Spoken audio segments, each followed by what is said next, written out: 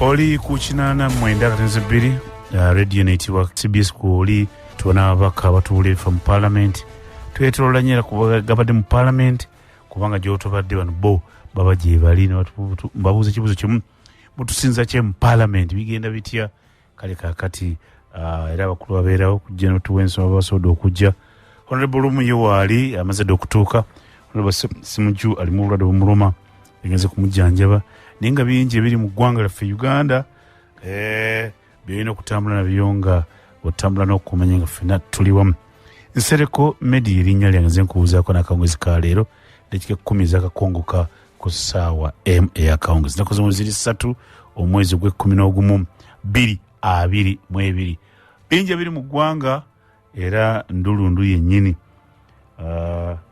ambassador wa America Natalie Brown agambye twawa Uganda bilioni 45 ate yagala 7.5 egamba finance tenatuwa kane bagamba America katujja kudawo bawa sente tugenda bawanga bintu bikalu kati bwati ambassador bwagambye ku embassy olwaleero nebirala bingi biri mu ggwanga kamale Lumu kansa mulomba buuzaako tandika program ninga nkwebaza wano kyali ku mukutu 89 banange gye bakomye ate nze wentandikidde Honorable Lumu.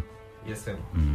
Nesimye okubeera ku radio ya Feno enganze nnyo ate era ne ku programu ya Feno enganze ddala naye njagala okusooka okutegeeza omuntu waffe omu kuba ntubo omulangira Nakibinge yatufaako jjo ow'ebusunju ne tumuziika wali ekigo be bamu ku baali bayimirizaawo ekizindalo kiri kyentera okwogerako kale yatufudde kate yafudde kibwatukira n'atatukola bulungi. Ekyokubiri mu constituency eyo bagaddewo police ey'ebusunju ey'Essekanyonyi bagigaddewo n'ey'e Namungo ne bagiggalawo kati obumenyi bw'amateeka tetumanyi bwe tugenda kubukola naye ku lwokubiri ensonga eyo ndowooza nja kusaba speaker nzikirize ngitwale ku floor ya Parliament tugyogereko mu ngeri y'enjawulo nja nnyo okusaasira abafiiriddwa abantu baffe bafudde nnyo naddala mu constituency eyo bafudde ate n'abafunye ebirungi nabo okwebalizaako Katonda. Mukulu waffe taliiwo yagenza okulaba omusawo mu ngeri emwenda alina obulumi obumuluma Simuju naye tumusabira Katonda amukomyewo ng'ali bulungi akomewo wano amagezi ge tukyageetaaga nnyo. Mu Parliament eyo waliyo ebintu bingi era Parliament ngivuddemu ng'ekyagenda mu maaso lwakujja wano kukola buweereza buno ewabene nvuddemu ndowooza nga ssaawa zigenda kuwera 12:45 naye nga bakyagenda mu maaso waliyo amabanja waliyo bingi nnyo ebiriyo byemmanyi nti musajja wa Kabaka ebyo wabitegedde saba tuwuliriza nsanyuse nnyo okubeera wano tusuubira balo twegattako Brandon ejja kubanga twegattako bali mwezi naye ejja kubanga twegattako abateke ettaffaali ku ggwanga lyaffe Uganda kuba ensi eno yaffe ffenna Ebola akyaliyo Ebola gyali bannange mube nga twekuuma ate temukola biri byaffe ate abasiraamu tulina okunaaza mayiti nti baba muziise tumulekemu nga amusaasire kubanga gyefunamu obuzibu naye nga Ebola akyaliyo nkusabasabye nga tujja ku lido y'abeene mube nga mwekuume tunabe mu ngalo nga basabe batugamba kye tuba tugoberera. Honorable Lumu bingi biri mu ggwanga era ne gamba nti ambassador wa America Natalie Brown agambye olwaleero nti Uganda bagiwa bilioni 85 yo minisitule by'obulamu yagala bilioni 7.5 finance ne bakugiwa yo bwegamba minisitule by'obulamu bwe tubadde tuli awo olunaku lwajjo yamukozesa amanyi twaba omwenga abaka Parliament ampuliriza abakulu ono bayisizza ebbanja lya trillion emu milioni 7 akatabalika kamu mu bilioni 7 ekiri mu Luganda bilioni kawuma bilioni kiki kati ka bilioni kiki ate ntamanyidde ddala capex tamanyi bilioni on capex nsuuka capex otukoze bubi nnyo keka 1.7 1 billion 1 trillion .7 billion za mu Luganda 700 billion akatabalika kamu mu obuwumbi lusanvu. Ampuliza parliament yaluyisiza olunaku lwajjo ate olwaleero eyisizza era ebbanja litwewoze $1 billion ezibadde za dola eri kumeka? Dola eri ku sinje 38 tugende kweyo flat rate ziva mu meka ezo oyinza ogamba nazo zibadde dola ate nga ngambe akatabali kakamu ziri siringi naye ekyenjawulo tera bwe tuba tuweewola era tuzuziza muki mu dola tetuzeewolayo mu siringi kati ate leero muyisiza 4.5 nga mwewola twewola Uganda yeewole kati ku lwokubiri ampuliriza bagenda kwewolera era $336 million zibagenda okukozesa n'abalumu baziyise. Emisaala gavumenti yeewola ssente n'esasula emisaala kampuni ebanga yeewola esasula emisaala ekyo kijja kuleeta buzibu. Aka palamenti bakamala myezi 2 tonafuna musaala naye gavumenti yeewola n'esasula emisaala. Tuba tukyali awo banka yayongeza ssente kwewolera amabanka gana ga bulijjo mu kitamu kyekikulu CBN banka ya Uganda yayongeza rate nkize ntya mu Luganda rate emiwendo gyewolerako banka ez'ebyobusuubuzi. Amabanja gegambye Standard Chartered Bank y'Ebungereza yakolanga buloka banka yakolanga buloka ku lwa Uganda netwewolerayo. Uganda tesobola kutuuka eri gye twewola mwabayisiza ssente netukibuuza eno banka okubeera buloka etutuukire wuli awola ekyo nakyo omuntu agamba Uganda ebintu byayo bitambula bitya. Ekibuuzo ekisooka bino byonna munnansi aluwa Honorable Lumu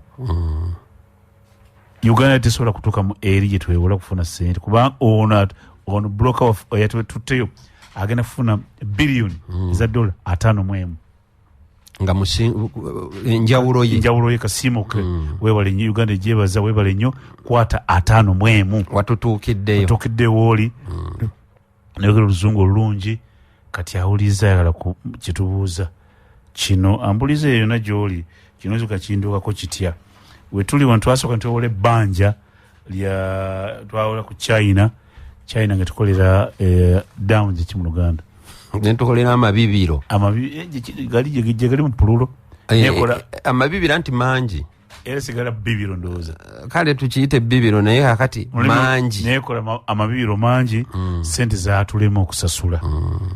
China negamba baba muganye Uganda fika twale amabibiro gano twesasule tuba tuli awo ne bagati oba ekyo kibalemye kakati muongeze unit ampulize gyoli unit y'amasannyalaze bagyongeza egula siringi 10 ne basaba kampani eyitibwa Reya etambuza amasannyalaze mangi sobola okufuna tusobola okugootako nogakozesa bano bafuna siringi zaabo 10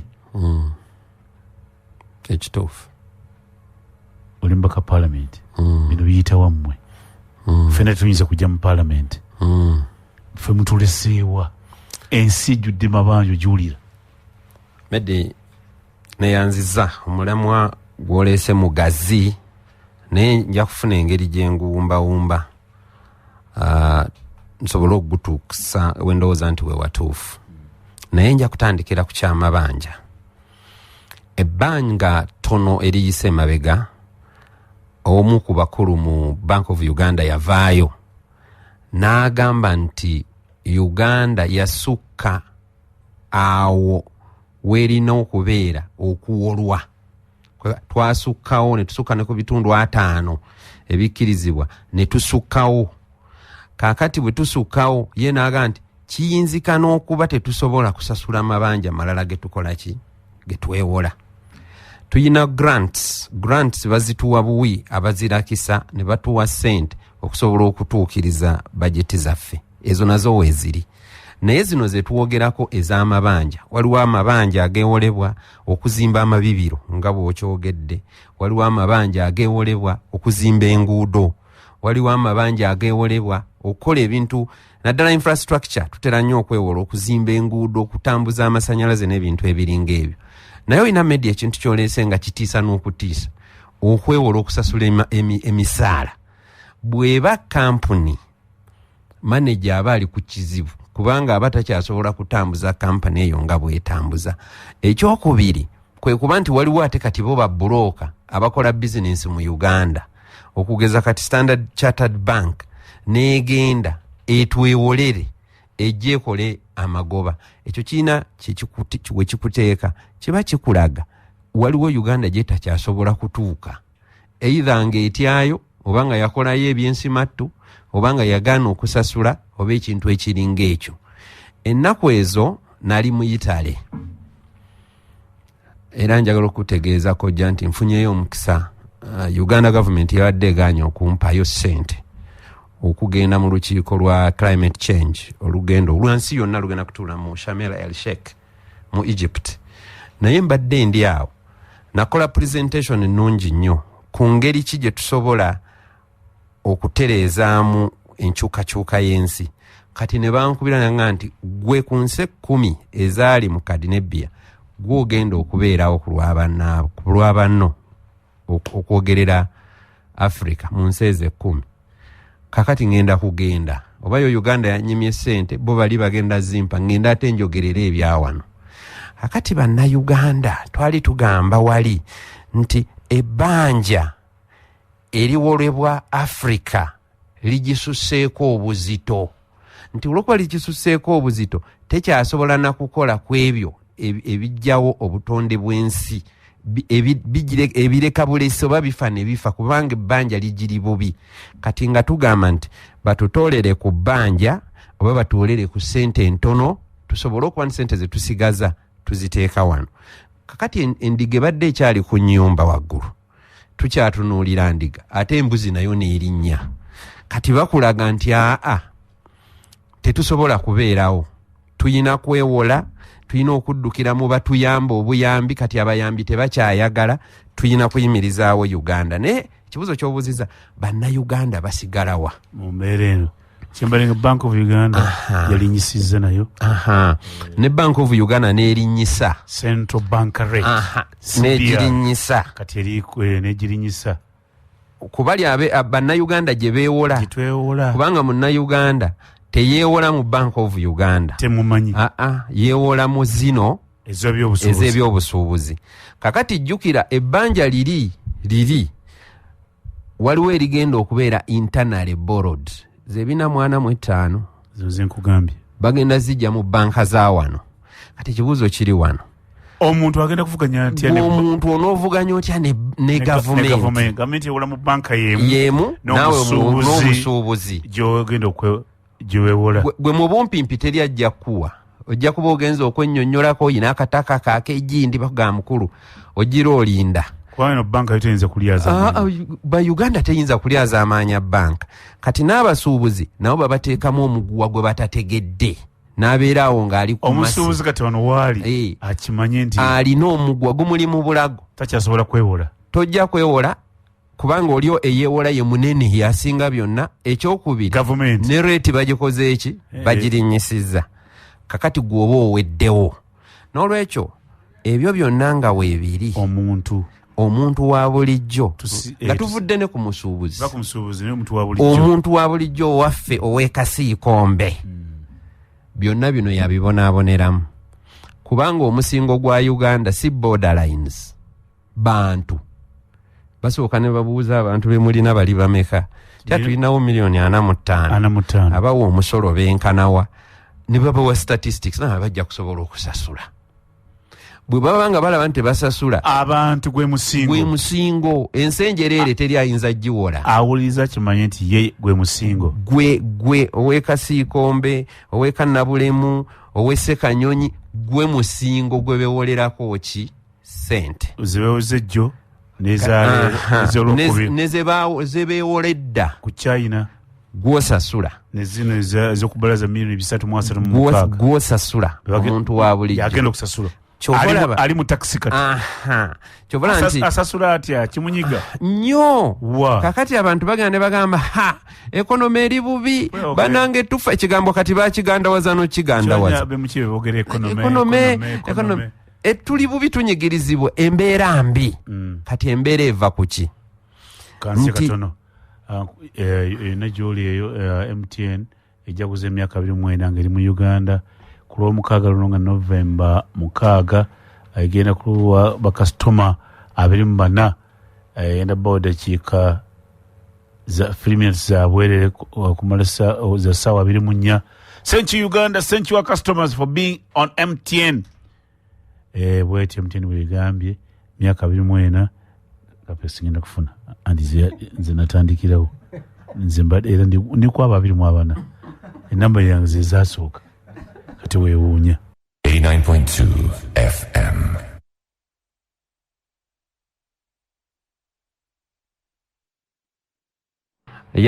Kati nga tudda wali we mbadde ntegeeza abatuwuliriza nti omuntu wa bulijjo anyigibwa atya.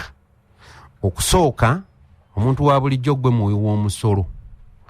Bw'oba muwi wa musolo, omuntu wa bulijjo ng'oli muwi wa musolo, gwe olina okusasula amabanja ago. Kankuwa ekyokulabirako. Buli lwe bakuwa kayaka kano akakaabaako mukamanyi kati kamita kaffe. Kwoteekamu essente n'oteekamu obunamba obwo obubeera kapapula oba ku ssimu yo. Kasita obunamba obwo obuteekayo nga ssente zigendako. Waliwo omusolo gw'osooka okusasula. Gubeerako okwo ne bagukutemako. Kati omusolo ogwo gugenda mu bali mu gavumenti. Always bazijjako 3.90. Waliwo ze bakuggyako basooka ne bakuggyako VAT. Bakuggyako VAT ne bakuggyako ssente ne bakuggyako ssente nnyingi lwakuba nti abantu tebatera nnyo kukitunuulirayo aba ayagala kulaba balubu ng'ekola ki ng'eyaka. Naye amazima kiri nti omusolo gubeera okwo. Kati omusolo ogwo bwe gujja gulina okusooka okusasula ab'amabanja bali abatukola ki abatubanja. Kyova olaba nti Uganda government kati eri mu buzibu. Waliwo ne minisita bwe yagamba, Minister of Finance, nti kaakati tetukyalinawo ssente. Minister wa Finance Mwami Kasayija olala yagamba nti kyetaaga emyaka 99 Uganda okusasula. Kansi katono. Katabazi. Sebo. Oli bulungi sebo honorable. Ndi bulungi sebo mukama wange. Oli kalungu oli kyotero liridawo. Nakava mu parliament anti tubadde tugezaako kulemesa looni eyo kuyitamu naye ne batusinza amaanyi era nga bwomanyi. Sina kye mmanyi nze mwe mmanyi ababeerayo naye ndabye mukozi minority report gwe Nyeko gwe Katabazi ne honorable Nyeko antwale waffe. Wanji? Mukozi minority report. Tukulembeddwamu Honorable Hassan Kirumira. Ndabe Kirumira gwendebe Nyeko naawe. Ya presentinze naye nga tugisayininzeeko nze naye ne Honorable Nyeko. Nga ffe kye tugamba. Ebbanja mbadde mulyogerako ki Kirumira? Mukama wange. Ebbanja. Katabazi mbadde mujyoga. Eddoboozi sikulira bulungi. Mbadde mbuuza. Esebo. Nti mwe ripoti ya mwe Honorable Katabazi mbadde mugamba ki ne Kirumira Hassan?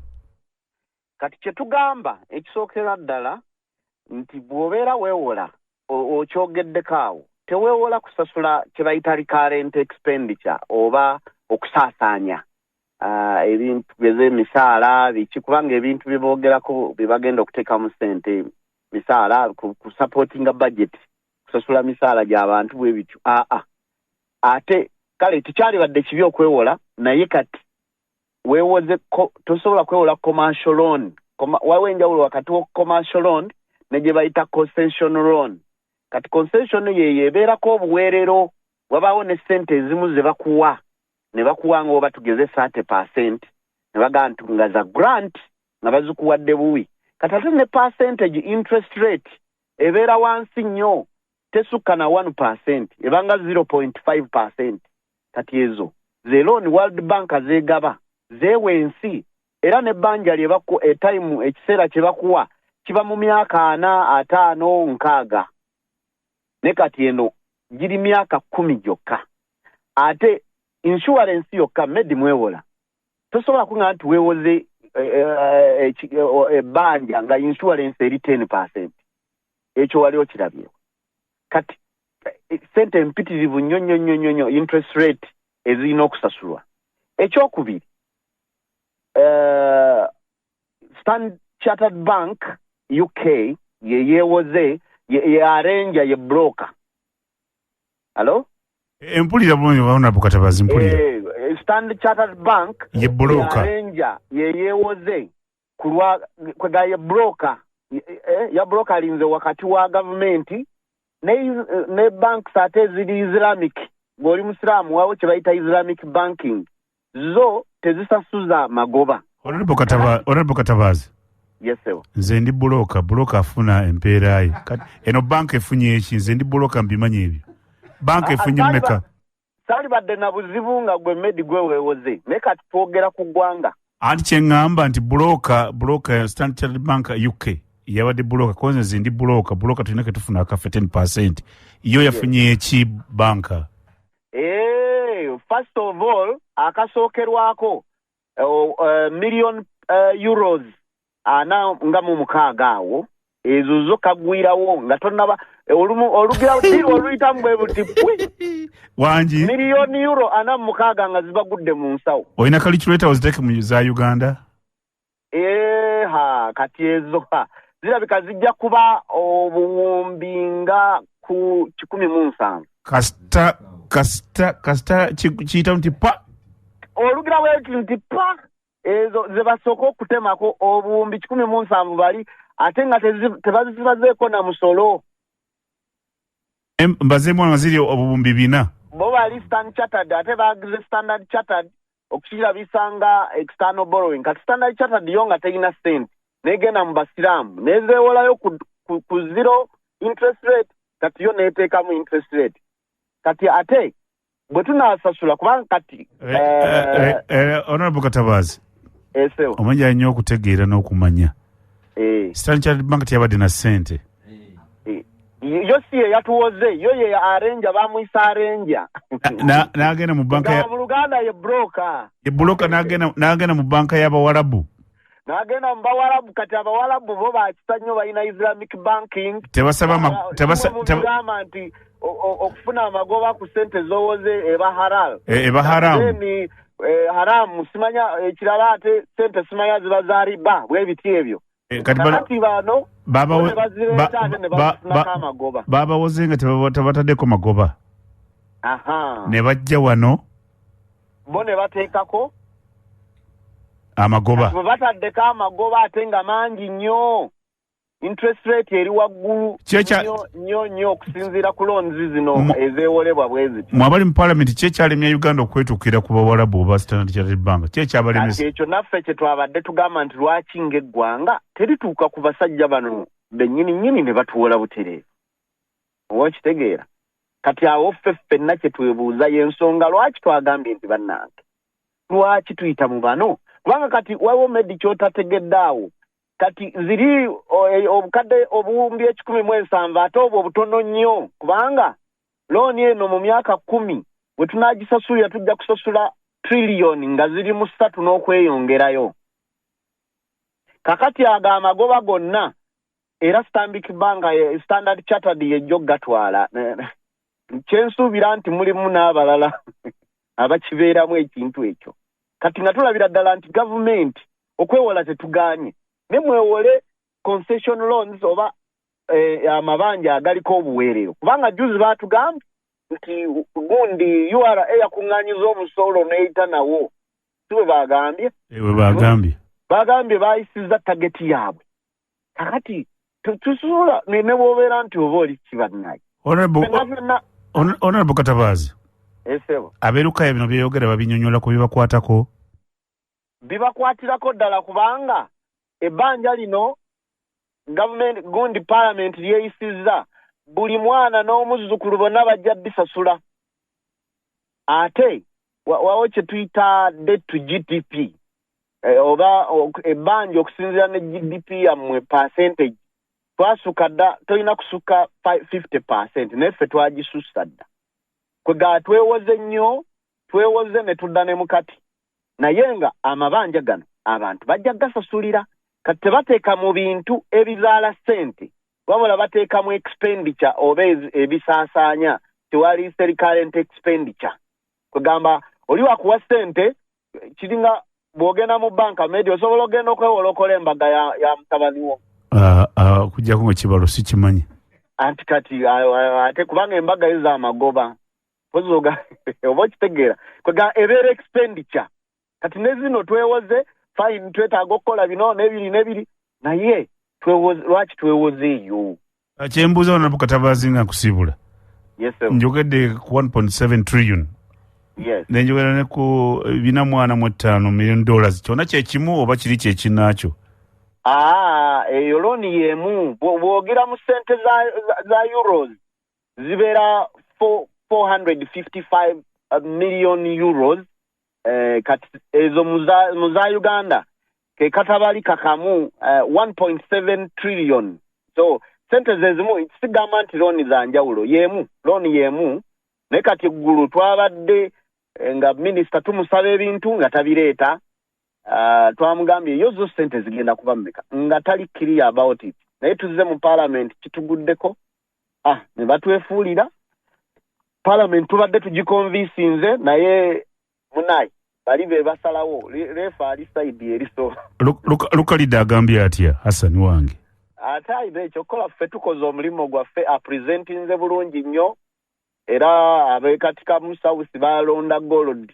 yennyini alagidde ddala nti ffenna naffe tubadde impressed tetuwulidde nti oba ayina kaleseeyo nga bwe twabituddemu wali nga tukulembeddwamu lead of opposition ne Muwanga Kifumbi minister wa finance ne tuteekateeka ebintu ebyo Francis tewali kyenejjuza Francis kankuleke ogende lukayaawo oweze ku Bulago tujja kuweerezaayo ku gundi kugonja n'obunyama ampuliza Honorable Francis Katabazi ebeera Kalungu East eyo Kalungu oba East omwali mu East oba naye nga ampuliza byabadde bobadde baleese alipota bagireese ye Hassan Lukalidde Nyeko nga bagamba nti mutunyonde ebintu bira bingi naye nga bwomudagamba nti ekisooka buli muntu awonna wojja kusasula ebbanja lino oba oyagala oba toyagala obanga kiri direct oba nga kiri indirect muneganda wonna wooli biri na parliament mumbiisa lumu mugenze ku byafaayo ndowooza owulidde bulungi mubaka Francis kyagambye kanzi katono nnyo naye nga mugenze ku byafaayo nti balumu bali mu parliament ye-11 batetera ebbanja lino naye wali kyesitegedde saala kubanga akayana nja kunoonya Brandon onayambuulire Katabazi anyinyodde naye kwa tuli ku radio ya ggwanga nti milioni 445 ze zivaamu 1.7 kati ekyo sikitegedde bulungi kakati ekintu ekyo ng'ate omu yangambye kirala kati kambuze Brandon akati ekintu ekyo order paper nagirabye ng'eriko ebintu bisatu amabanja ganjawulo nze ndowooza amabanja ganjawulo nganze bwe ndowooza nti amabanja ago gaaki ganjawulo oluusi batuvuza ekintu ne bakuvuza ekintu ne batakulaga gye kikoma kakati bw'otamanya gye kikoma oluusi osanga bakutomerezaayo nze mu birowoozo byange ndowooza nti amabanja ago gali 3 naye order paper nja kuddamu ngitunuleko nkakasize ddala naye njagala nnyo okwebaza ababaka aba 3 abavuddeyo ne minority report kubanga yabadde report ne bajja ne bakola minority report yaabwe bakoze omulimu gwa ttendo okukola ekyo naye byonna bye mbadde njogera era owulidde nga naye abikoonako nti agenda okubonaabona mu kino ye muntu asembayo wansi amabanja gonna ge beewola bano abali waggulu ba ministers baani si be bagasasula omuntu w'ennamungu omuntu w'ekalungu wali erukaya ku nkoko yajja ogasasula omuntu alina amataala 3 mu nnyumba ye Brandon yavaawa Kagoma ow'Ekagoma be bajja okusasula si Brandon oyo mukwano gwange Brandon ekinewunyisa soogera ku Brandon kyengenda okwogera naye bw'ofuluma mu parliament ng'ebintu ebiri controversial biyitawo bwe batuuka eno ate nga bagamba ne mwongere mulwaneko ate ab'esayidi eri kyokka ate bwe mubeera wali wennyini we bandibadde bagaa nti ekintu nedda ogenda okulaba ate nga bawanikira sayidi nti kiyite naye bino byonna lumu betwogera honorable metwogera bajeti waliyo mukajja kwa bajeti nga wayisa bajeti waliyo mu palamenti nalimu anti bino gye byayitira ne tuyisa anti kati bino biraba kyenneewuunye bwe mujja wano mubanga mwabatamanyina mubanga nsereka atabimanyi tuba tumanyi bulungi mwaliyo nga babiyisa era tukola omulimu lwaki temwakayaniraawo era twakayana bulungi nnyo era njala nnyo okwebaza leader of opposition yatudirectinga bulungi twakayana reports zonna we ziri ze tukoze naye ekizibu kino nkitwala eri balonzi abalonzi baffe batulonda nga tuli batono NRM erina ababaka 319 n'abagwamu ffe tuli 119 ffenna ng'otugasse kale ne bwe tukayana ne tumyuka emimwa era baba baagala kukiyisaamu bakikola ki kati Lukalidde yabadde akola kyaki kyo no ekyo kigenda ku answered Lukalidde Hassan kinata yabadde ekyo kyaleese ng'akimanyi ekyo kye tulina okukola nga ffe kwe kulaga Uganda ne bannayuganda nti wano waliwo ekijjo banyiga yes tuyinza obutakiyisaamu naye okibabuulidde ne babeera prepared ne bamanya nti waliwo ekikola ki ekijja naye ffenna bwe tusirika ate kiba kibi nnyo naye newankubadde ekyo weekiri tetukomyawo wabeerawo era amakubo amalala ge tukola ki ge tuyitamu okutaasa singa mu butuufu tewaaliwo opposition mu Uganda singa simanyi kye tuliko kubanga bagenda ne bakola ebintu iyo opposition tuyambye ekyo opposition bye bino byennyini Lukalidde bye bakoze tuyambye ekyo opposition ekyo kyennyini Lukalidde kyakoze kwe kuyamba kakati abantu bonna babadde tebamanye nakumanya nti ate twewoze mu banki endala ate banki endala negenda yeewola ewole Uganda ng'eri gyezizje tekuliko interest tekuli musolo kati nejja neereetera Uganda omugugu gwonna ne bagutikka bannayuganda kati ffe bannayuganda tuba tumaze obbalaga nti waliwo abayisa obubi atali nammwe mulimu gwaffe tuba tugukoze gwakutuuse yes tuba tugumaze newankubadde tuli batono ne bw'obeera omu mu nzikiza ng'olina akataala akakutte naye ngu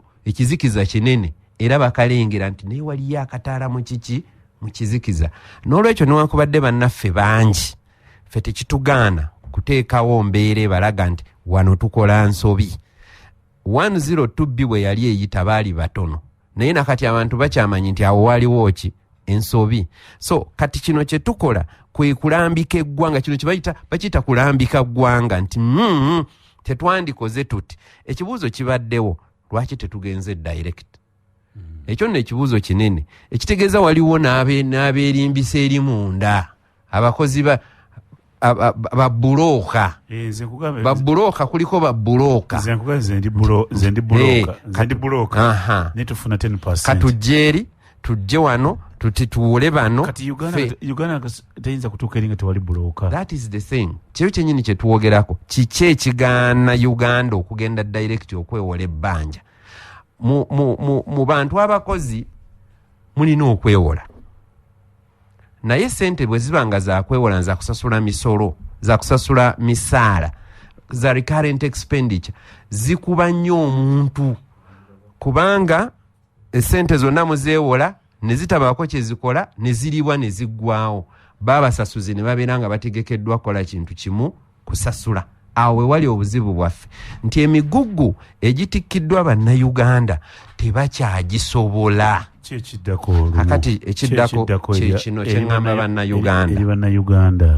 bannayuganda balina okwetegeka okulaba ngeri ki gye tukyusaamuko kubanga bano tulabye enkola yaabwe tulabye nti bo omugugu oba gufaanana gutya bagukutikka wali olabyeko abakazi abamu ab'empisa embi abakuza abaana be batazaala ne bwe bansawo ya lumonde naye ng'olina emyaka 15 agikutikka kubanga si teri ku bulago bwe kati saawa eno bannayuganda beetisse ensawo ya lumonde beetisse eya muwogo beetisse akawunga ka muwogo beetisse kasooli waggulu tebakyasobola nakussa naye ate era bakyabulamu ne babongerako omugugu omulala Brandon yes omukulu oli otya munnange gye ndi mbalamusizza mwebala okuweereza gyebaleko ssebo yes ssebo Abekagoma gye bamanyi enkuba etonnya ate guno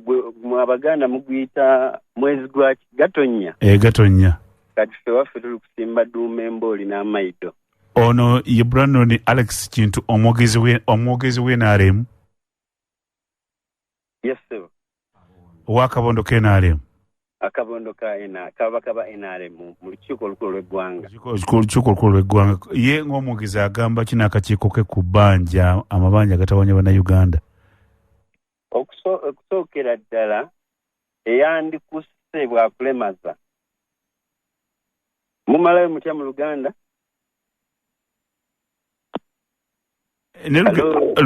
Lugere mu Lusoga njadutegeera. Kaakati nga otwongera okufumintiza okukimalayo mwami Honorable Lumu ne bannaabala bategeere nti si lino ebbanja lyokka Uganda lyesoose okufuna. Uganda tuzze twewola ate tewali nsi etayibeerawo okwo nga teyeewola world over. Na zino the super economies zetumanyi. Kakati omukulu bw'agamba ate bw'oba ogenda okwewola Muhammad wabawo conditions buli bbanja naffe eno bano eriyo sente ze bayita ekituba America oyo Lumu amanyi nti tulina ssaako. Bw'ogenda mu ssaako yaffe okwewola basooka kubuuza payslip eyimiridde etya. Kakati bwe zibanga zino zabaddewo condition twabaddewo ba in between nze neewolako Lumu ejjinja eyo ya $2,000,000 nga ndi ssaako oli nangamba naye nze nkutute nfunako 15 naye kubanga yali condition nga njagala nava mu kizibu nendiconsilinga nze kyendowooza nti first of all Honorable Lumu n'abasigadde bamanyi nti looni eno tubadde tugyetaaga nga tugyetaagira ddala kubanga bamanyi nti tubadde tekufinancing okutereeza ebintu nga minisita bw'abyanjuludde bulungi mu kakiiko ne ku floor ya parliament. Tekyandiwoomye enkeera Medi kulaba nti abantu nga gavumenti osupposed okuuma abantu n'ebintu byabwe abantu nga mu security ndikwakyakulabirako negyeeseze nda batutuusizza kubanga babanja abantu babaddewo abamu nga tebasasuddwa ensimbi kuva mu October abantu balikaaba ate tuteeka okuuma welfare y'abantu nga bwe tuba n'eddinisa lino nti twewole tetulaba lwaki mu mbeera gye tulimu n'ekonomi yonna tetusobola kwewola kutaasa. So gavumenti teyewoze mu mutima mubi, gavumenti yewoze n'okwongera okufacilitatinga abannayuganda lwakubanga nti tuli mu politics nti eriyo Lumu byatasobola kugamba awo ku mpewo kubanga naye kiba kimukwatirayo naye tubadde tugyetaaga era si mutima mubi neze kyensuubira Honorable Lumu akimanyi tukyasobola okwongera okunegotiatinga tugiisizza naye tukyagenda mu maaso okwetegereza modality za looni eno tusobole okulaba nga ng'omusoga bw'agamba nti awabi weetola n'amaanyi twejje wabi. Ekibuuzo Brandon wangi sebo ekibuuzo lwaki Uganda ate yayita mu bulooka? Lwaki Uganda yayita mu bulooka kiri kyenkugambye nti kakati eno loan first of all lwakubanga ebimu babiwuliriza ndowooza mu kubuusabuusa mu kubuukabuuka naye bwabadde banjula wabaddewo condition ng'ate percentage yeeyongera singa fe twabadde tugenze direct. Omanyi zino public document tendowooza ntusobola n'okudda abantu ne babiraba kubanga kukansadi kwebiri singa fe twagenze direct ate percentage yandibadde ya waggulu nnyo. So sigamba nti Uganda tubadde twewozeeko tubadde twewola era kyemmanyi nti tujja ku servicing naye baleme kutiisa bantu buli saa bino liteeka mu politics simanyi n'omwana wa gundi ne baani bajja kubanga basasula bateekewo obunkenke waliwo gavumenti eteeka okusevinga abantu baayo. Brandon ekyogeza ebyo kuba ku Lwokubiri era mugenda kuyisaayo ssente endala wanyi sebo Tuesday next week Lwokubiri. Yes sebo era mugenda kuyisaayo ebbanja mugenda kuyisaayo ssente endala.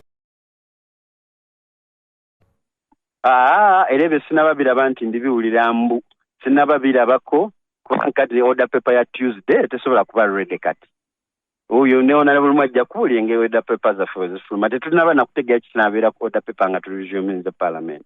Sebo toyanzege kali mwebale nnyo oyo Alex Brandon Kintu omwogezi wa kabondo ka NRM parliament ndozo mulide ati Medi Brandon musaasira buli lunaku omanyi waliwo ebintu wobanga babikutumye okubikola naye nga gwe wennyini agenda obikola tobikkiririzaamu.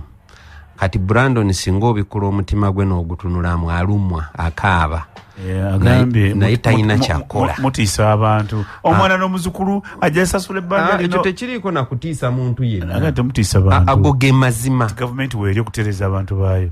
Omwana n'omuzukulu Amabanja ajja gasanga era agakola eki. Tekiriiko kubuuza, tekiriiko. Brandon si ye Minister wa Finance. Minister wa Finance yavaayo mu lujjudde. Naga twetaaga emyaka 99. Kakati bwe ngatta nze gye nnina muzukulu wange si wakusasula. Kakati simanyi Brandon kyabadde. N'olwekyo abantu baffe naddala aba NRM ekizibu kye mbalinako kimu nti ekituufu baba bakimanyi ne bakizibikira buzibikizi okusanyusa bakama baabwe. Naye ng'ekituufu bwe kiba kituufu, what is wrong is wrong, what is right, period. Tewabeerawo shortcut. Lawyer Richard Lumu. Amabanja. Lawyer Richard Lumu. Kati abantu bagumire ku ki kawungezi ka leero. Okusookera ddala abantu kye balina bagumire ku ki okugumirako kwe kufuna information. Teriyo kintu ky'amaanyi nga kubanga omanyi. Kye kisinga okuba eky'amaanyi mu nsi. Essomero lye nasomeramu primary, Mpirigwa Primary School, lirina moto yaalyo naye yansanyusa nnyo egamba nti knowledge is power. Waliwo n'essomero endala lye nalaba liga knowledge is strength. Kati kino kye tukola kubamanyisa baleme kugwa bugwi. Eyaffe egamba quality is better than quantity. Fine. Naye ate kiri era ogenda okutuuka ku quality osooka kuba na knowledge eno.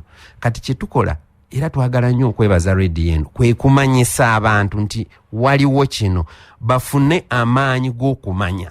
Kubanga bw'oba tomanyi era ky'ovala nti omuntu ayagala okubafuga obubi kyasinga okubakola kubajjako kumanya.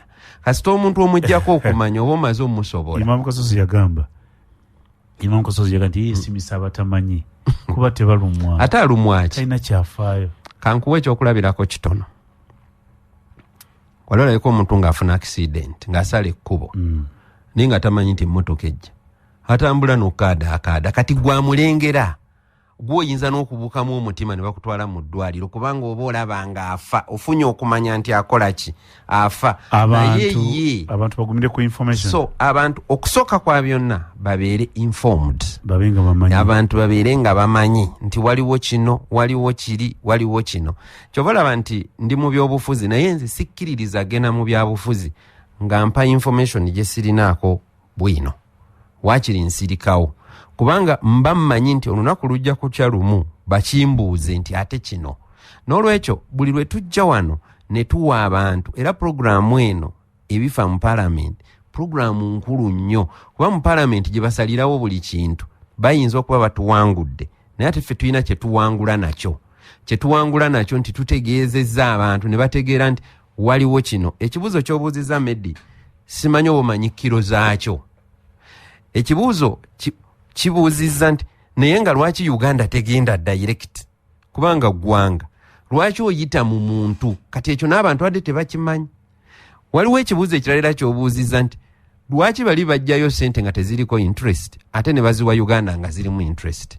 Kakati muganda wange Brandon yakugambye nti we twandigenze direct interest yandibadde waggulu. Era kyayambye nnyo. Simanyi yakitegeera ddi ekyo nti kakati nti zandibadde waggulu nga ne negotiation zennyini sikiwe bayazirimu yakitegeera ddi. N'olwekyo kati kyekiri kyenkugambye nti kibi nnyo okuba nti okola ekintu ky'otakkiririzaamu kati olaba awadde answer nti yandibadde waggulu naye mu negotiations teyaliyo ne mu report tekyalimu nti okugenda direct kyandibadde nti sente ziri waggulu tekyalimu kati yakitegedde ddi. N'olwekyo ekyo akitaddewo okubikkirira okwo n'abaana ba Brandon ne bazzukulu ba Brandon bajja kukiwulira. Teri atajja kukiwulira kino. Okiraba Medi nadde njogera ku masannyalaze ku kantu akakayaka kalinga bebi buli lunaku okeera kukawa buli lunaku obutasalako kumpi obulamu bwaffe bwonna tugenda kuba tufiidinga akantu ako. Naye sente ezo ze zisasula eyatuwola ebbanja ly'okuzimba amabibiro.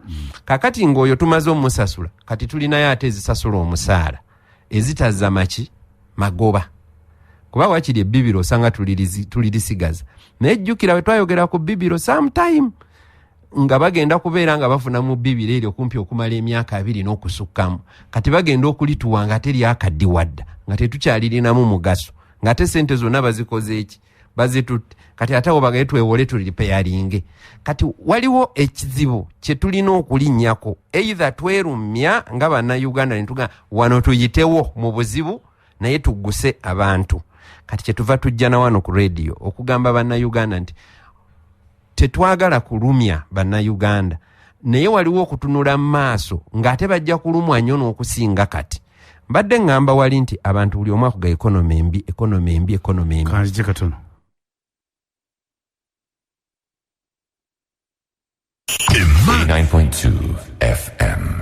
Bannayuganda batuwuliriza ku mukutu guno mwetegeke era mwesibe enkoba 2 era munywere mumanyi nti tugenda okuyita mu storm kyeki mu Luganda mu muyaga ogw'amaanyi naye gwe gukuba nga teyenywezezza ayinza okugusigalamu naye bw'onooba wenywezezza tuyinza okuyitamu ne tugguka naye abalonzi baffe mbasaba mulowoozenga nnyo ku baani be mulonda mukirowoozengako nnyo kubanga mmedi tubeera mu palamenti awo kati nakyusiza n'ekifo kubanga aliwo akafo kange kembadde ntuulamu naye naddayo mu palamenti okuva palamenti lwe yaggulawo naddayo mbadde siriiyo kati ntulira ddala wali kumpi ne sipiika ndabe waanaŋŋaana okwogera nga ndi ddala awo kumpi nga ndaba naye mmedi I'm sorry to say abalonzi abamu batukola bubi ekyo ndooza kankikomyawo abamu mutukola bukozi bubi Uganda ne mugitemerako ettaka n'olaba nga ddala omuntu ye teyajja kukiikirira bantu yajja ku bintu birala ensonga enkulu bwe zibaawo babiira mu birala ensonga enkulu bwe zibaawo babiira kugamu mu nsonga ezitaliimu ezandibadde ziyamba abantu ebiseera ebisinga tezibaawo n'olwekyo njagala nnyo ate okwebaza ababaka bannange abo ababeerawo bonna ku nsonga z'abantu n'omulaba nga n'okutuyana atuyanye ng'alwanirira bannayuganda okulwanirira bannayuganda tekyetaagisa kuba miggo wadde okuba eŋŋumi oluusi kiba kyetaaga okukozesa omutwe gwo obeeko ky'oteekayo ekijja okuyamba oba okubbulula eggwanga lino naye we tutuuse awo nti Katabaza akugambye ekintu kye nasoose okugamba nti threshold kwolina okwewolera 50% of your economy 50% kati ffe twasukkawo ndowooza y'ensonga lwaki tulina nakuyita mu babbulooka twasukkawo kati we tuba twasukkawo omuntu ayinza ate okuyima wali n'aga nti kiryoke buli nsi eyina okwewola nedda bali abateekawo threshold nti olina koma wano baali tebeebase nti oba baali balina obulalu ku mutwe tisibawutta baasoma bategeera bulungi kati balina ensonga lwaki baakiteekawo ne bwogenda mu banka medical kamalirize nakano ne bwogenda mu banka ng'ogenze kwewola bakubuuza enfuna ye eri etya ne bw'oba weewola saralerooni baga wano tosukkawo kubanga tebaagala ofe naye kakati ffe tususseewo ndooza tulinda kugwa eri kufa bufi n'olwekyo bannayuganda twetegeke okuyita mu mbeera enzibu kiki ekiviiriddeko obuti muli mu ggwanga kati mundowoozaho na bulumu abapoliisi babalumbye ebisiika ne batta ale baadde balumbye ate era mbega waayo ne bamukuba neti yafudde ebisiika abasooka ne batta 2 kati tubaye tuli awo ebyokulinda mu ggwanga poliisi batiddwa mu bulumbaganyi buno naye agipi yatugambye nti yagambye eggwanga nti bajja banoonya babakwate basooka ne bagenda bakuba abamakomera amakomera ne battayo 2 muno ne bagenda nazo naduka bagenda babba sako yali kiba mu kibuga sako eyo ate wamwenda basale omusirikale musanako omutwe bamusala omutwe ndo zayisewo emyezi nga 6 bali bakubiddwa amasazi busiiga nga bwenkugambye awuza gwe mundaba y'ebintu kiki kakati meddi poliisi ezimu bagenda ziggalawo fayiro za poliisi bazookyeza zonna kakati zikugenda kuziggalawo obuggazi kino kyabaddewo waffe poliisi bagigaddewo poliisi 2 bazigaddewo poliisi y'e Namungo ne poliisi y'e Sekanyonyi kakati Sekanyonyi town council teyina kati police post kati okuva awali police okutuuka awo awali eyo gye bagadde kilometers 9 n'okuva awo okutuuka awali endala gye bagadde nazo kilometers 9 kakati omuntu banja gabolo nabatibwe Luweero waliwo n'abattibwa Luweero abapoliisi kakati IGP ayina bye yayogedde yagamba nti bajja bakwata ne bagamba bajja bakwata naffe kye twagala babakwate naye nyina ekintu kye njagala okwogera nti saagala butujju era siwagira butujju saagala butemu era siwagira butemu polisi basanga ku road block be battire Luweero wali akati ekyali ewaffe bayitayo Sebobbo kuba erigende Sebobbo mikwano gyange giri eyo Sebobbo nnyo basalako omusirikale wa polisi omutwe ne batwala emmundu kakati okuva okutuuka e Busiika miles ndowooza ziringa 3 eyo byalo byaffe obimanyi nayo baakozeeyo obulumbaganyi bwe bumu kakati waffe bagambye nti abapoliisi bagende kuba tebasobola ba protecting kati ekibuuzo kyange kiri wano ate abantu ba bulijjo kakati baani agenda bakuuma kubanga poliisi omugaso gwayo kukuuma bantu n'ebyabwe kakati bo badduse bagenze nakubidde DPC nga njagala kuleeta nsonga eno olwalira yantwalire ddala mu parliament naye namukubidde nawe agenda kunzirira DPC bamuyita Okoyo mwami Okoyo yangambye agenda kunzirira musaawe emu nti we yabadde ayimiridde yabadde tasobola kunziramu ne mwami Okoyo kati wayiseewo ndowooza essaawa nga 4 ye 4 nga 6 tannanziramu kati njakeera kuddamu mubuuza kiki ekyo ekisobola obaddusa ne batasobola kukuuma bantu n'ebintu byabwe kubanga owa polisi yabeera n'emmundu n'oli ajja osanga abeera nayo bo bazijjawa abapoliisi simanyi naye ngambye osanga naye abapoliisi bo manyi gye bazijja ezo ffe tuzigula Uganda n'ezibawa bakuuma abantu n'ebintu byabwe kakati olyangamba nti tetusobola bo tebasobola ate kukuuma abapoliisi nti kati abapoliisi badduse sinaba kutegeera logic ya kintu ekyo abapoliisi akatamiza kukuuma abapoliisi banne ne bagamba tuveeyo tugende kati abantu babalekeddaani yensonga yange gye njagala okuleeta mu parliament era ku Monday nkera wa speaker mpa omwaganya njagala bambuulire abantu b'e Ssekanyonyi abantu b'e Namungo n'awalala wonna we bagaddewo poliisi bo babalekeddaani anaabakuuma kubanga abantu bwe mubaleka awo waliwo abatemu waliwo ababbi waliwo ab'empisa embi bonna waliyo ababbi b'ettaka nga bonna badde bagana naye waliwo poliisi nga beekumamukko ne beekubamukko naye kati tewali poliisi kati okuva e Ssekanyonyi okutuuka e Mityana kilomita 13 kati omuntu anaagendayo takitegeeza n'okutegeeza nti awo wali poliisi kati wagenda kubeera congested kubanga ebbendo eryo lyonna mbabadde bajja Ssekanyonyi abalala Namungo kati bonna bajja kugenda ku poliisi emu b'ofiisaazi baabategeseeyo bonna abagenda obbayamba ku misango egyo egigenda okutwalibwayo n'olwekyo Medi nze ndowooza nti bandibadde ba enhancing bandibadde bongeza ba poliisi awo okusobola okukuuma abantu n'ebintu byabwe kubanga tetujja kutya nti no waliwo obulumbaganyi ku poliisi tetuyinza kubeera nga tuli batiitiizi nti waliwo obulumbaganyi ku poliisi kati tuveewo kakati bwe banaalumba ate eyo gye balaze nga nayo bavaayo kati banaatuukawa kubanga buli we balumba nti tuddusi IGP agambye nti aweza bajja bakwata abakwate nga police post tazigaddeewo yensonga yange Lukalidde Honorable Lukalidde Hassani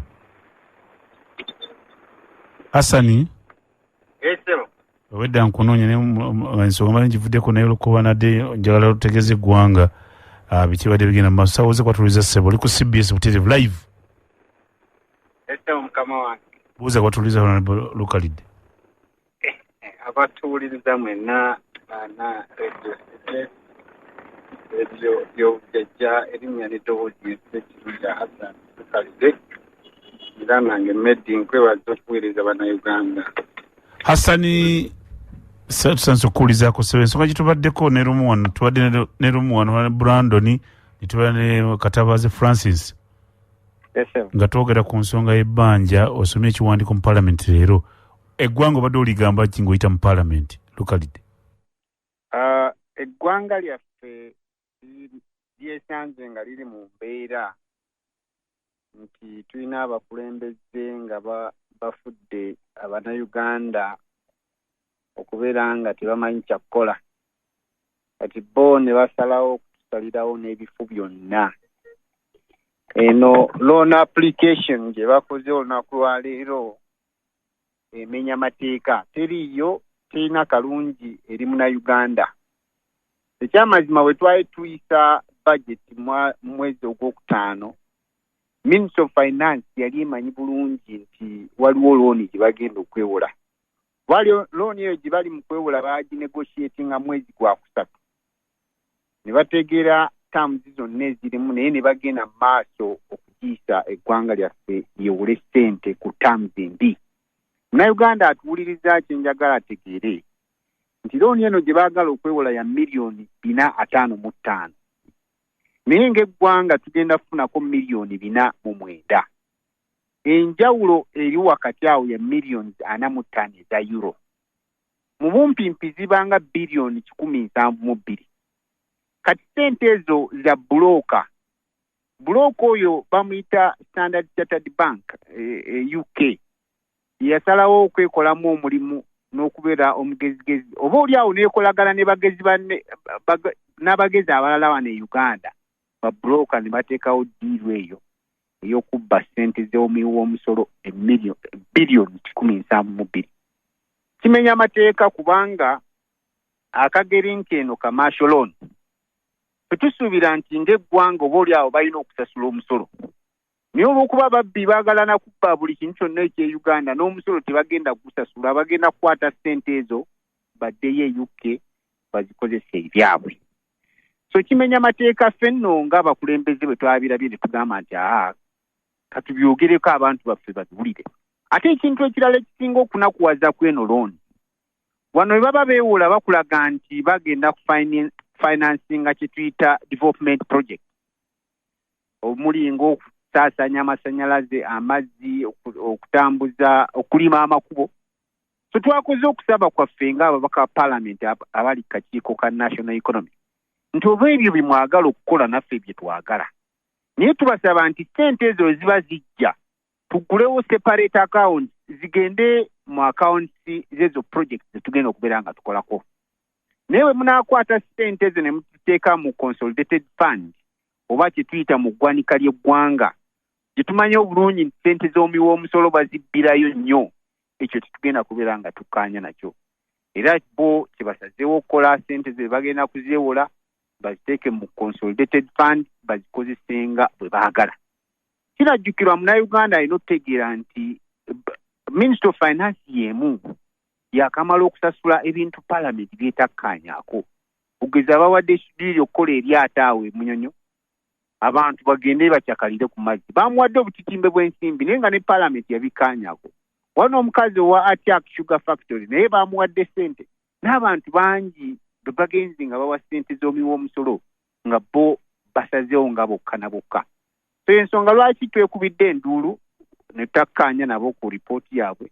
Ekisinza okunsanyusa nti Parliament yonna ewagidde lipooti yaffe gye tuleese era neebaza ababaka ab'ensa Honorable Nyeko Derek, Honorable Katabazi Francis okubeera nga bayimiridde ku magulu gaabwe ne bagamba nti ekibi kisigala kibi.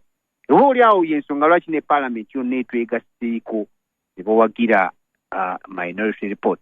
Naye olw'okuba tubimanyi okusalawo kwa Parliament kugenda na alino era oyisizza ekibuuzo ekyo kabaka Parliament okusalawo ne kukolebwa nti kikkirizibwa gavumenti yaffe yeewole miliyoni 455 eza euro ezigenda okubeera nga zifufuggaza miwoomusolo.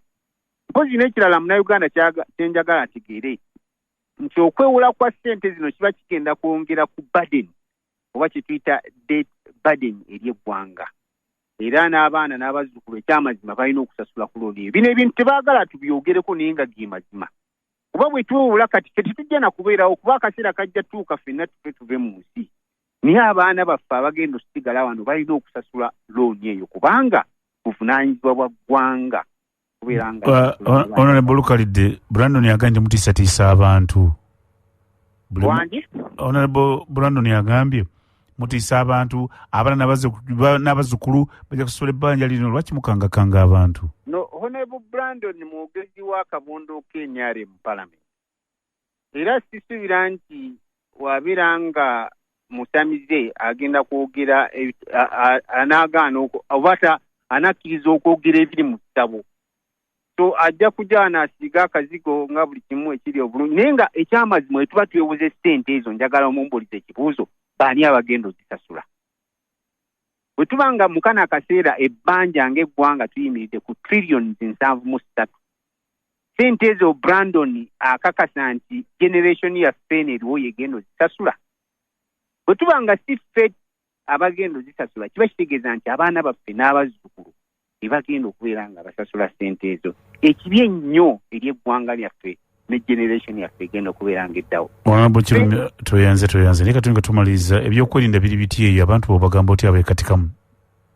Ebyokwerinda twabadde tukyali awo ku bbalaza ne bakuba poliisi eno eruweeru. Twajja mu Parliament era nasanyuka nnyo nga mukama waffe the Right Honorable Mathias Mpuuga abuuza Speaker nti tulina obulumbaganyi bwonna obugenda maaso mu ggwanga. Do we have any kind of rebel activity? Kuba tuwulira poliisi batandise ozikuba. So yensonga naye ate ne kiddayo ku bino ebintu bya gavumenti nti bajeti ya poliisi tebagitwala nga kikulu. Tulina poliisi mu ggwanga, nze nvawo obulenzi wali ewaffe, naye tukaabiridde patro y'ew'obulenzi yafa ne tugezaako n'ogikanika n'egaana oterera ne batusuubiza bagenda tuwa patro endala mpaka Kattejjanga. Naye nga ssente gavumenti ekulaga nti poliisi baagiwa obutimbe bw'ensimbi okubeera nga ekola ku bintu byayo. So ebyokwerinda kintu kikulu nnyo mu ggwanga. Bwe tutuuka mu kaseera nti abatujju basobola okulumba poliisi naye nga tewali wadde ne CCTV kamera zisobola okukwata ababbi oba abatujju bano, kikulaga nti poliisi yaffe eri mu mbeera mbi, era y'ensonga lwaki twakubye omulanga gavumenti eyite ssente za poliisi abantu baffe abapoliisi babeere empowered okukola emirimu gyabwe egy'okukuuma obutebenkevu. Hassan, njala kwebaza Honorable weebale nnyo ddala obudde bw'ossebo. Amiina ssebo mukama wange. Media abantu abo bandabire nnyo, ndabira Brandon ne Council Lumu oyo ye mentor waffe oyo mu Parliament era tumwegomba nnyo. Lumu ssebo mukama wange. Ate mwene mwogenzeyo mulundi gwe gumu. Wange? Mugenzeyo mulundi gwe gumu ate abamentalinga atya? Sikuwulidde taata. Mwene mwazze mu Parliament ya 11 ate Lumu abasinga atya? Lumu Council. Kati ebintu eby'amateeka ebyo nze nva mu education background. Lwakuba ffe tuli byana bya misota nti bakuteeka abantu oyiga mangu, naye kati abantu abo batukola bulungi nnyo bayigirako ebintu bino engeri gye bitambulamu. Era ensonga lwaki nkutegeeza nti omu ku bantu be tulabirako ebyokukola ate naffe tuteeka mu nkola. Akaana k'omusota kakola katya? Munange ekyana ky'omusota bwe bakizaala ne bakitula ku Parliament, otandikira awo n'otandika ogiga mangu. 89.2 FM. Nga bwe mumanyi mwenna twalumbibwa obulwadde bwa lumiimamawuggwe oba COVID-19. Obulwadde buno bwatukosa nnyo newandibadde ffe mu Uganda Katonda yatubikako akasubi ne tutakosebwa nnyo nga abeebweru naddala mu Bulago. Naye kyokka bwa bulabi eky'omukisa waliwo engeri nnyingi gye tusobola okubwewalamu. Esooka eri ku buyonjo naye okusingira ddala okunaaba mu ngalo, kubanga obuwuka obwo butambulira mu bibatu byaffe ate obuwuka busirikitu ne buyingira emibiri gyaffe. N'olwekyo tubakubiriza okunaaba ennyo mu ngalo ne sabbuuni. Naye abalina obulagala nammwe mubukozese babita sanitizer, mubeere bayonjo, kijja kutuyamba. Obubaka buno bukutuusibwako Ministry y'ebyobulamu ne Hygiene Behavior Change Coalition n'obuwagizi okuva mu UKAID, Unilever ne Population Services International Uganda. Oli ku Emmanduso. This is 89.2 FM CBS Emmanduso. Kyakwebaza kuba tukyali ku mukutu, weewale nnyo okubeera ku mukutu muno. Wali omuganda w'enviiri w'ekkobe w'ensonga w'ekyaggwe emundabire nnyo. Manyi nti ali ku mukutu. Wajjanga ali eyo ensonga kojja nviiri mundabire nnyo w'ekkobe. Tumalize ensonga ne Honorable Lumu. Kakati nakati nkyewuunya eyakoze okusalawo nti poliisi eve mu bantu, kubanga mu poliisi ate mulimu n'abapoliisi n'abantu ba bulijjo. Wammwe buli poliisi mubaamu owa poliisi n'abantu ba bulijjo. kati ekiba kitegeeza nti abapoliisi balina kuba kumpi nnyo n'abantu. Kakati baba tutte wala nnyo n'abantu. Abapoliisi badde bamala emisango mingi egimu nga kumpi tegigenze na makooti ne batuula n'abantu ne bakola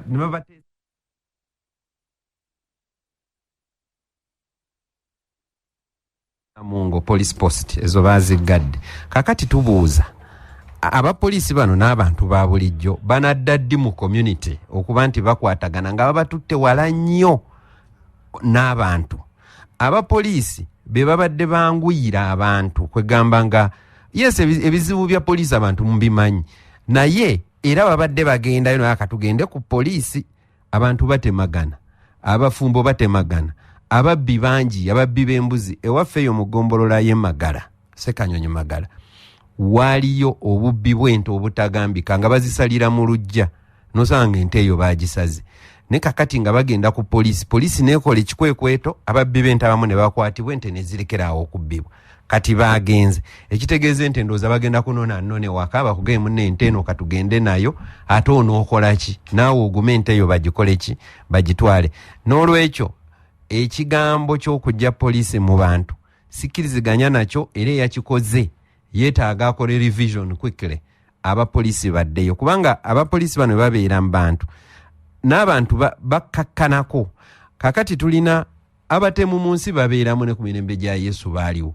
Kakati bagenda ani agenda obbagambako kuba akafaananyi okuva e Namungo ng'ogenda Mityana ku poliisi kuba kati kwekumpi osooka n'ovuga otuuke ekikonge ova ekikonge ogende e Mityana. Bw'aba mubbi nga yasazeewo okutta akutta basooka na kulya mmere ne baa katusooke tulya emmere tujja kukutta nga tumaze okukkuta kubanga eyo kati ye poliisi eri okumpi okuva e Namungo kati okuva e Sekanyonyi okugenda Busunju kwekumpi kilometers 9. Kakati ate waliwo okuva eri e Bukooba wansi ogende wonna wala nnyo. N'olwekyo ekintu kino nkeera wa sipiika ku Mande tekikkirizika bwe ziba nti ssente abapoliisi bajja bulijjo ne bajja mu kakiiko k'ebyensimbi ako kennyini bahonale babadde boogera kwe batuula ne bawaayo ensonga zaabwe nti era tubawa ssente. Kati bayinza kunga nti balina ssente zisasula abakozi oba ezikola ebikola ebyo ebitonotono simanyi lwaki gavumenti tesobola biwaayo. N'olwekyo bandyogedde n'abantu bawulira tebasobola bandyogedde naffe nga tebanabakola decision efaananako bwetyo kubanga abantu balekeddwa mu Luganda tayo bali awo tewaliwo afaayo. So ndowooza mu bumpimpi ekyo kyembadde nyawo okwogerako naye njagala onzikirize Medi mayinje Sekanyo e Busunju akiteekako abantu ne babeera awo nga batuwuliriza. Tubeebaza nnyo mwenna abakola ekintu ekifaananako.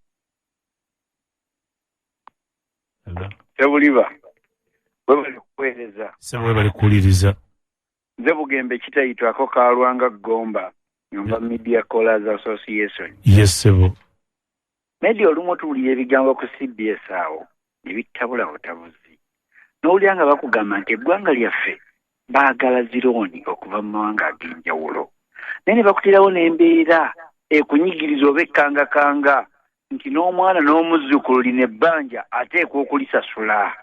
Abaffe ba Brandon NRM balowooza nti omuntu awulidde ekigambo ekifaanaganako bwe kityo aba alina kweyongera bweyongezi kwagala ekibiina kyabwe ekiri mu buyinza.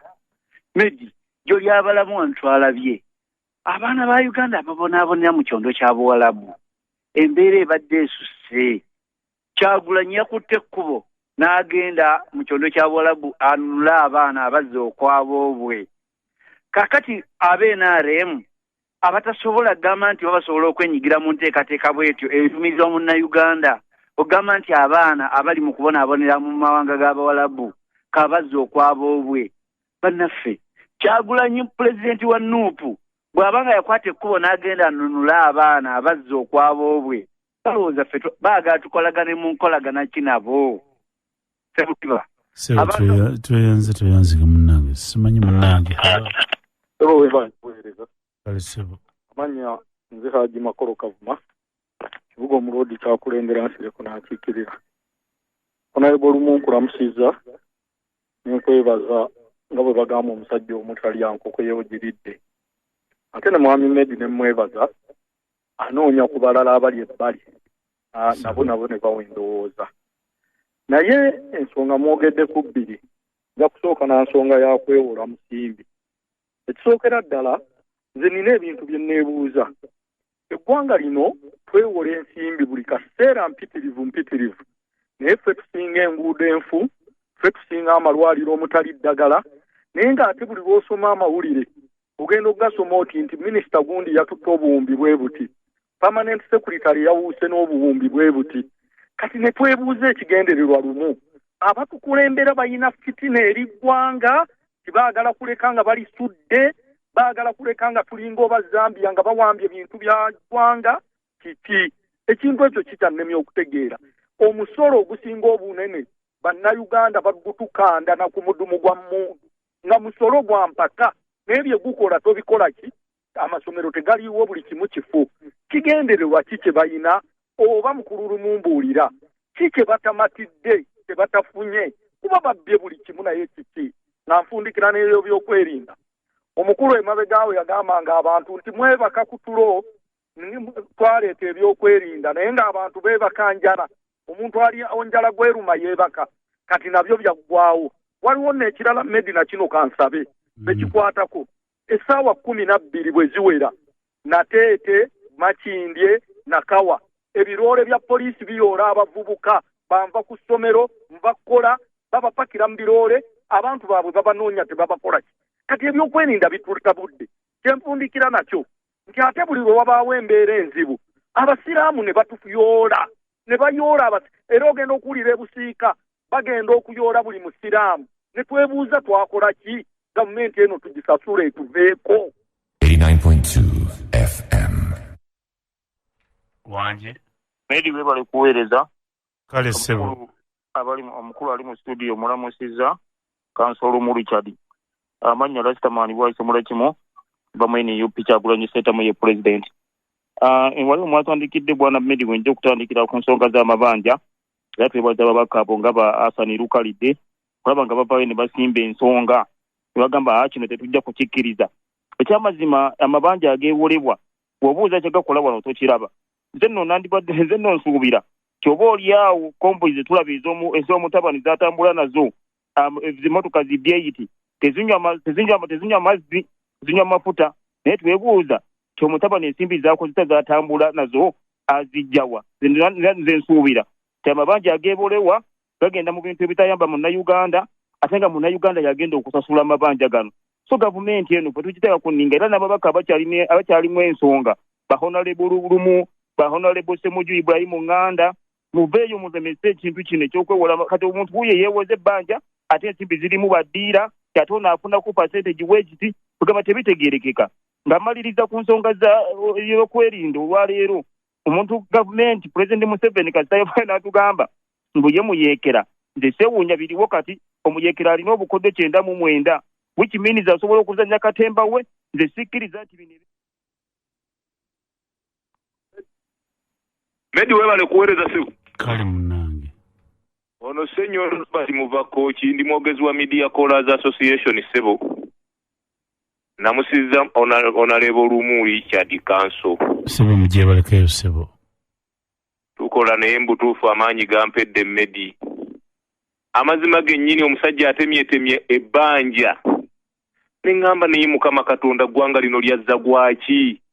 Bannange omuntu yajjirwa abasajja bano era bajjajjaffe abaleeta abasajja bano simanyi oba tunaabeekuula.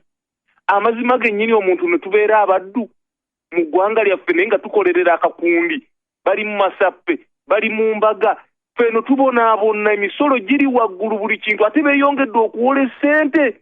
Naye Katonda alinga eyatwerabira mu ggwanga lyaffe Medi n'abatuwuliriza. Ne bano bagamba nti kale twasobya.